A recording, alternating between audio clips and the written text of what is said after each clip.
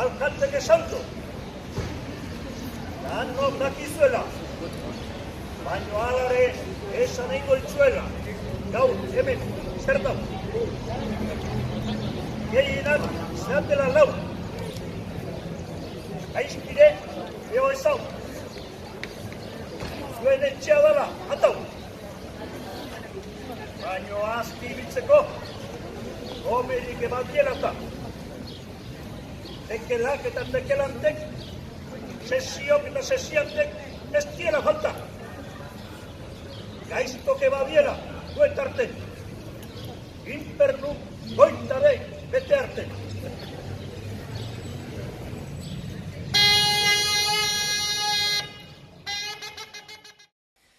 Bueno, egunon, eta ongitorri guztioi, lehenengo eta behin eskerrik asko, ona gaur gurekin egotera etorri zeaten denoi.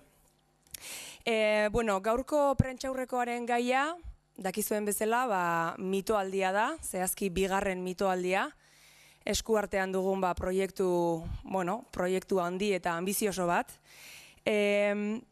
Zuek pixka jakiteko orain zer egingo dugun, argazki saio txiki bat egin dugu kanpoan, naiz eta gero bukaeran berriro ere errepikatu egingo dugun. Orain egingo duguna izango da jarriko dizuegu bideo txiki bat, orain urrengo 2 astetan zehar egingo dugunaren laburpen txiki bat egiten duena, gero programaren, egitarauaren zehaztasunak emango dizkizuegu, eta esan bezala gero berriro ere kanpora aterako gera argazki saio txiki bat egitera.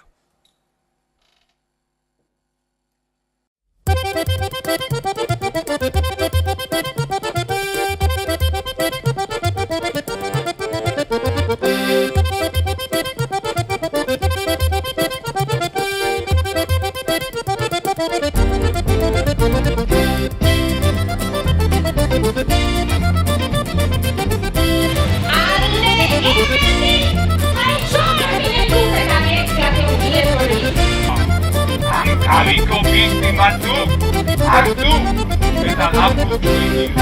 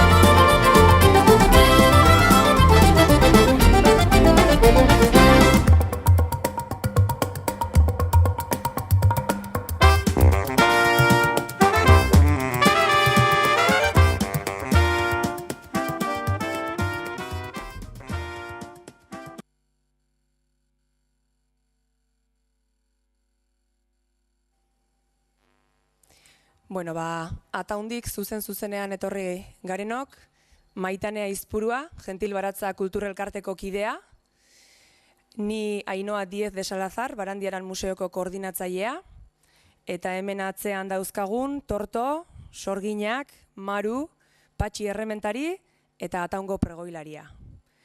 Orain hitza hartuko du Maitane Aizpuruak. Tira, egunon eta eskerrik asko gaur ere gurekin izateagatik. Mitoaldi hau antolatu dugunontzat, mitologia urte osoan zehar egiten dugun lanaren ardatz bihurtu da azken urte hauetan. Guk burutzen ditugun ekintza guztien bizkarrezurra da.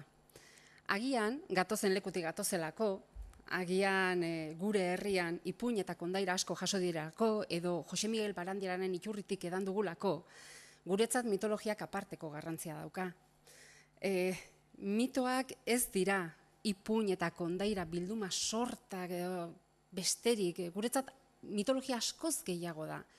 Mitologiak gure arbasoi buruzko informazioa ematen digute, eta horregaitik dira guretzat hain garrantzitsuak. Marimunduko, gentil erraldoiak, lamiak, gaueko inguma, pertsonai guztioiek agertzen diren kontakizunek, gure arbasoen sinismenei buruz hitz egiten digute. Gure arbasoek kristautasuna Euskal Herrira iritsi baino askoz lehenago mundua bizi zuten ingurunea ulertzeko eta interpretatzeko zuten moduari buruzko informazioa ematen digute.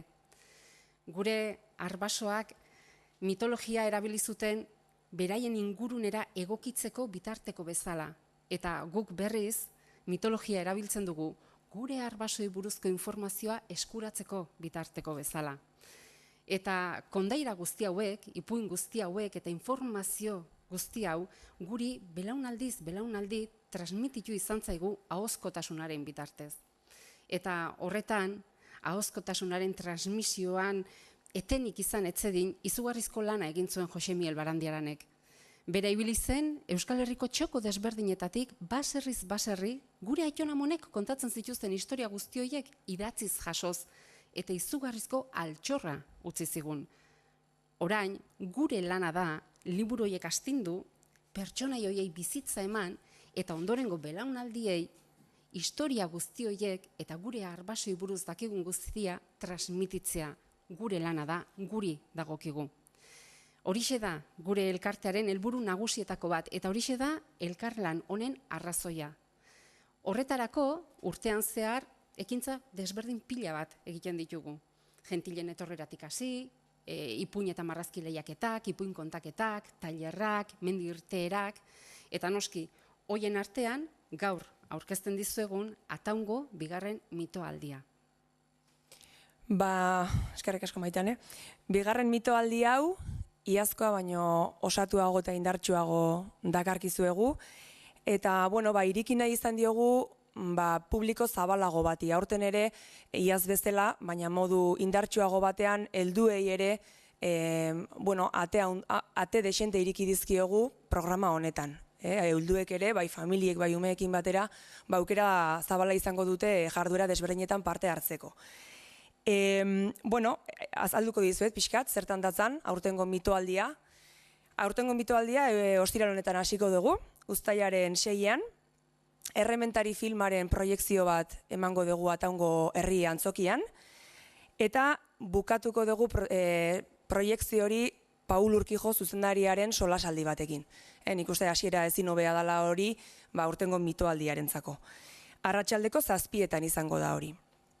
Jarraituko dugu hurrengo egunean, uztailaren 7ean, larun batez, eta Ataunen zehar ibilaldi bat egingo dugu. Mitologiaren gune esanguratsuenetatik pasako gera, Jon Aizpurua gidaria degula, Jon Aizpuruaren eskutik izango da larun bat hontako ibilaldia, 10etan egingo dugu hitzordua Ataungo San Martingo plazan, eta hemen bai ezinbestekoa izango da izena aurrez ematea, toki mugatua izango baita. Hurrengo egunean ere, igandean, plan bat proposatzen dizuegu, batez ere familientzako plana, Euskal Herriko mito eta ipuin zarrak, ipuin kontaketa edukiko dugulako Marimundukoren eskutik. Barandiaran museoan izango da, ipuin kontaketa, eta 2 saio eskainiko ditugu. Lehena 11etan eta bigarrena 12etan. Hemen ere, ezinbestekoa izango da aurrez izena ematea, plaza mugatuak izango direlako. Urrengo astean, uztailaren 9tik 12ra, aurten publiko berezi bati iriki dizkiogu ateak proiektu honetan. Eta publiko hori da udalekuetako ikastaldeak. Udalekuetako taldei mitologia tailer bereziak eskainiko zaizkie, eta bertan, gauza desberdinak nahastuko ditugu, kondairak, errota bat ere bisitatzeko aukera izango dute, jolasak, antzerkia, nik uste eskaintza polita dela, udalekutako taldeentzat. Hemen ere, aurrez izena ematea, ezinbestekoa izango da. Hurrengo asteazkenean jarraituko dugu, uztailak 11, eta iaz, gonbidatu berezi bat izan genuen gurean, Toti Martínez de Lezea, Eta aurten gure gonbidatu berezia Juan Ignacio Arzuaga izango da. Bera da, gaur egun mitologia munduan, aditurik baldin badago, Juan Ignacio Arzuaga da. Eta, berak eskainiko digu hitzaldi bat, Euskal Mitologia Egituratua izenekoa. Eta hori, esan bezala, uztailaren 11ean izango da, arratsaldeko 7etan. Euskeraz izango da hitzaldia, eta hemen ere ezinbestekoa izango da, aurrez izena ematea. Eta nola bukatu mitoaldi hau, bigarren mitoaldi hau? Nik uste plater fuertea hemen dagola, azken jarduera da hau, bigarren mitoaldiarena, uztailaren 14ean ospatuko dugun gaueko ibilaldi mitologikoa. Larun bat iluntzez egingo dugu. Eta, leyenda eta mitoen munduan sartuko gera, Ataungo bihotzean, eta Jose Miguel Barandiaran bizi izan zen inguruan. Euskal mitologiazko pertsonaiak izango ditugu gure artean, eta horretarako herribide zaharrean zehar ibilaldi bat egingo dugu iluntzean. Hemen ere bitxanda egongo dira, eta esan sarrera gutxi gelditzen direla, eta norbaitek interesa balu, bizi edo bizkorri biltzea, beste jarduera guztietan bezala. Hauxe da mitoaldiaren egitaraua, modu xume baten adierazita. Eta, esan, ilusio handia jarri degula aurtengoan ere proiektu honetan, esango nuke iaz baino, ilusio handiagoa azkenean urtez urte, espero dugu proiektu honek, ekimen honek indarra hartzen jutea. Eta, deialdia egiten diogu mitologia munduan barneratu nahi duten guzti horiei, bai helduak izan, bai familiak, umeak, udalekuak, guztientzako Ataungo ateak irekita ditugu. Ez dakit galderarik dezuen.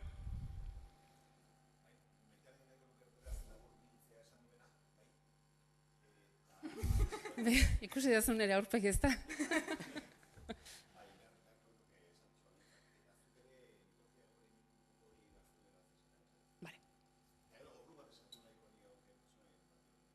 Vale, oso ondo.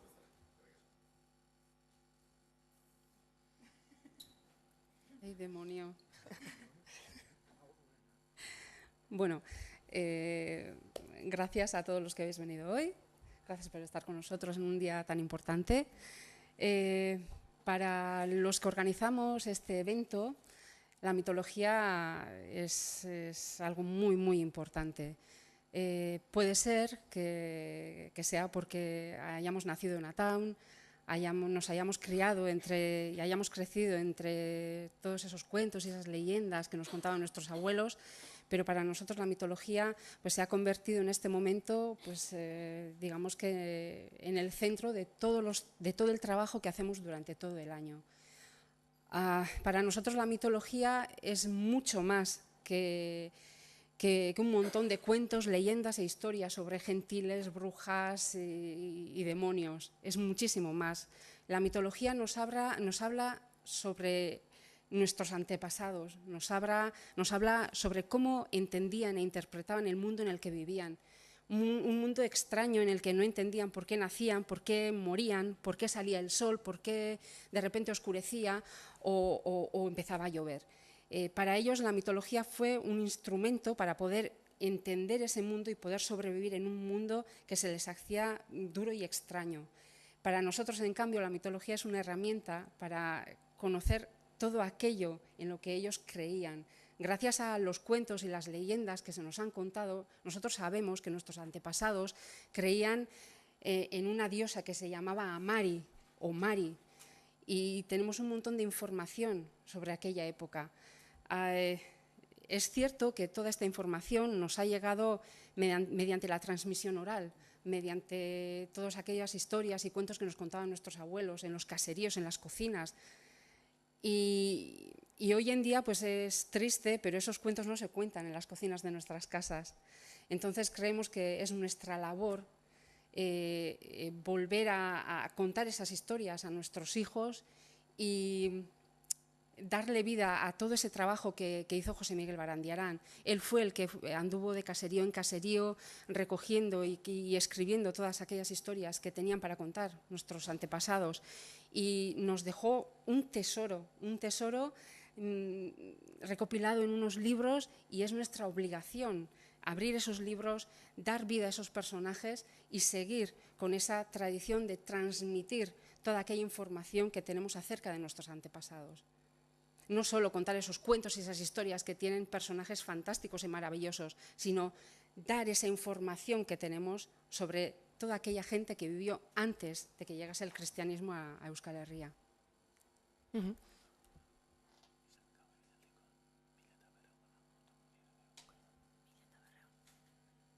Bueno, pues como comentábamos antes, es el segundo año consecutivo que organizamos este proyecto, Bigarren Mito al Día, el segundo Mito al Día, y bueno, hemos querido abrir a un público un poco más amplio este año, pues bueno, este evento, sobre todo de cara a los mayores, a los adultos, también se van a ofrecer bastantes cosas, bastantes actividades para ellos. Como decíamos, pues bueno, dará comienzo este segundo Mito al Día este viernes, el día 6 de julio, con la proyección de la película Errementari. Y después de la película, después de la proyección, pues bueno, vendrá Paul Urquijo a ofrecernos una pequeña charla. Será a las 7 de la tarde en el Herri Antzokia de Ataun. Al siguiente día, el 7 de julio, realizaremos una ruta por los sitios más representativos en cuanto a mitología que guarda Ataun. Esta ruta será de la mano de Jon Aizpurua, se realizará de la mano de Jon Aizpurua. Quedaremos a las 10 de la mañana en la plaza de San Martín de Ataun. Y para esta actividad pues habrá que inscribirse con anterioridad. Al siguiente día, el domingo, también tenemos programado pues, bueno, un cuentacuentos muy especial de la mano de Mari Munduko, pues, bueno, que hemos llamado Euskal Herriko Mito eta Ipuin Zaharrak.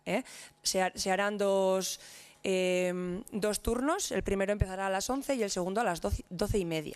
Y para cualquiera de los dos, en esta actividad también habrá que inscribirse con anterioridad. La semana que viene hemos querido abrir este proyecto a otro público muy especial, que es el público de los campamentos de verano. También, bueno, pues igual que el año pasado realizamos actividades y hacemos un taller de mitología con los escolares, este año, pues bueno, al ser verano, pues hemos querido abrir también a ese público especial, pues bueno, el museo. El día 11 de julio, Juan Ignacio Arzuaga nos ofrecerá una charla, una conferencia llamada Euskal Mitologia Egituratua. Si hay alguien hoy en día que sabe de mitología, pues ese es Juan Ignacio Arzuaga, que será el invitado especial de este año, al igual que lo fue el año pasado Toti Martínez de Lecea. Y terminaremos, bueno, este evento, este proyecto tan especial, pues bueno, con una ruta muy especial llamada Gau Ibilaldi Mitologikoa. Es una ruta que haremos al anochecer, el día 14, y bueno, en el que participarán unas 1.200 personas, divididas en dos grupos. Y bueno, pues el que quiera aventurarse en esta ruta nocturna, pues les animamos a que se den prisa, ya que quedan pocas plazas, y se pongan en contacto con nosotros. Y bueno, este es un poco el programa de este proyecto, y decir que hemos puesto una gran ilusión este año también, o sobre todo este año, en el desarrollo en la programación, en la organización de este proyecto. Y bueno, pues hacemos un llamamiento a todo aquel que le guste la mitología, que quiera meterse en este mundo que para nosotros es tan especial en Ataun. Y bueno, no sé si hay alguna otra pregunta.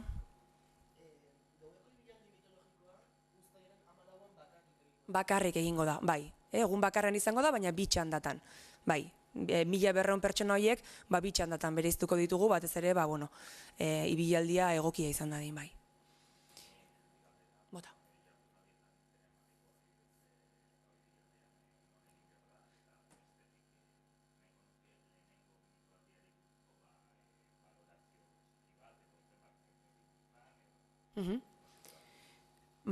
Izena ematearena, komentatu duzun hori, jarduera guztietan bat izan ezik, hortara izena emateko Barandiaran museoarekin kontaktuan jarri behar da, bueno, utziko dizu telefonoa, 943 18 03 25, edo emailez ere, barandiaran abildua gipuzkoamendizmendi.net helbidean.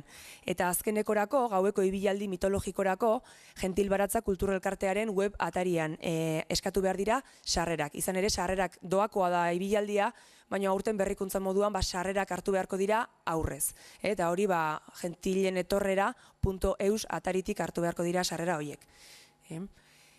Eta, iazkoaren balorazio txiki bat egiteko, hemen gaude, bigarren mitoaldia aurkezten, beraz, nik uste dut oso gauza polita izan zela iazkoa, ordura arte egun bateko ekintzak edo goiz bateko ekintzak antolatu izan ditugu, bai Gentil Baratza Kulturelkarteak, bai Barandiara Museotik eta batez ere biok elkarlanean, baina iaz erabaki genuen nolabait espazio handiago bat merezi zuela mundu mitologiko honek eta guk egiten genituen jarduera hauek, eta esperientzi polita izan zen. Esperientzi ederra izan zen. Egin genituen ekintza guztietan aforoak bete egin zen. Ipuin kontaketak, Gentilenetorrerak, tailerrak nik uste dut, dena oso erantzun ona jaso genuen eta oso gustora gelditu ginen. Eta aurtengo martxa ikusita, izen emateak nola doazen eta nik uste ere aurtengoa bide oso honetik dijoala. Besterik, bota.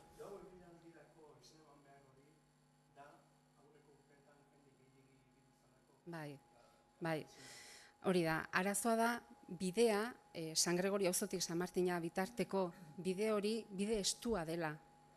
Eta gertatzen da, taldeak handiak baldin badira, antzerkigunetara iristen direnean, kokatzeko ere denbora asko behar dutela, kokalekuak ere batzuetan txikiagoak dira, eta ezin da, bide hori ez dago egokitua inbeste jende ibiltzeko. Eta deialdi bat egin nahi dut hemendik aprobetxatu, kontuz, aurrak siletan eramaten dituen jendearekin, noiz baita agertu izan da horrela jendea, eta bide horretan gauez, badaude pasabide batzuk horrelako sila batekin ezin dela ibili. Aurrak eraman nahi dituenak, eraman ditzala motxilatxoan edo nahi duen bezala, baina bidea herribide natural bat da, gure ibaiaren ertzetik dijoana eta estua da. Bai, eta horixe, batez ere horregatik da. Gentilenetorrera.eus. Uste horru txiki... Ez, urtero desberdina izaten da. Kontatzen diren historiak oso desberdinak izaten dira. Noski, bai, ez du ezer berdina ikusiko, ezer. Pertsonaiak bai, saiatuko gara. Ez, historia desberdinak izaten dira, ipuin pila bat ditugulako, eta ez daukagu zertan errepikatzen aritu beharrik. Pertsonaiak bai agertuko dira, betikoak, tortu ikusi ahal izango dute, sorginak ikusiko dituzte, lamiak, baina sorpresa handiak ere izango dira. Besterik?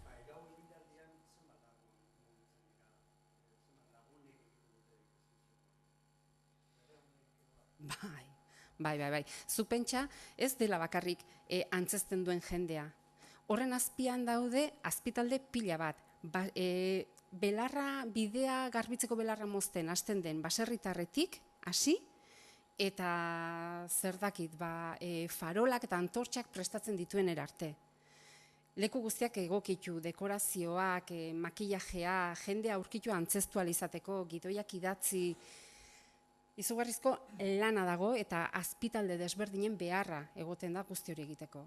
Partaideak bai izango dira 150 inguru, ez dakit buruzari naiz, dantza-taldeak parte hartzen du eta ze esango dizut, 60 bat lagun izango gara dantzan, plazan, baina hori aktore lanetan jende asko eta azpilanean izugarri.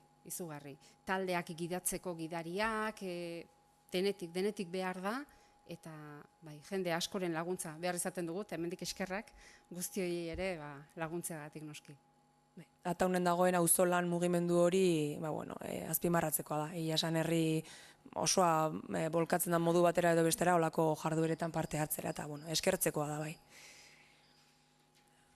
Uste etortik horru txiki bat eskatu digutela, lehen? Txikia ez handia. Ea ba.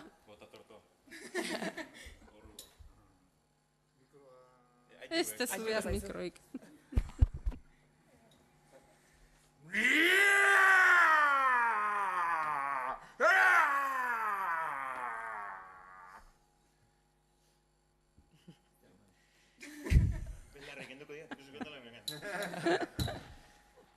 Bueno, besterik ez, gure aldetik, eskerrik asko benetan ona etorri zeaten guztioi. Nahi badez dute orain hemendik pasa eta prestatu dugun prentsa oharra banatuko dizuegu, lehen esandako zehaztasun hoiekin. Eta lehen komentatu dugun bezala, kanporaterako gera berriro ere, argazki saio txiki bat egitera. Eskerrik asko, benetan.